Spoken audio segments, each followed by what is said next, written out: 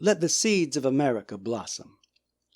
When the seeds of America were planted, and this Constitution was framed, there was no word written of democracy.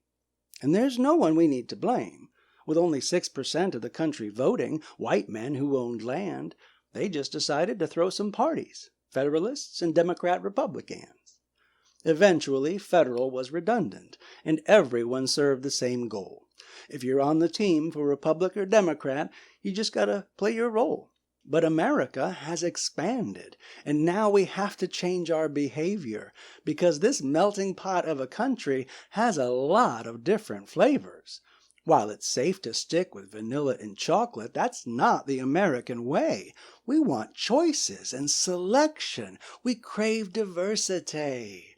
So if we can have it with our ice cream and choose our fate when we go to the store, we deserve it in the voting booth. We are capable of so much more.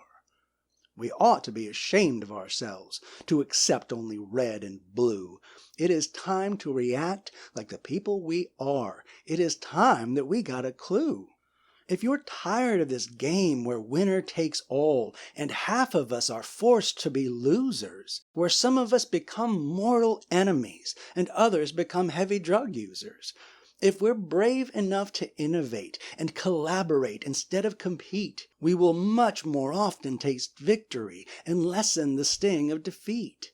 Imagine if we could vote for good and not just the evils that the two parties offer.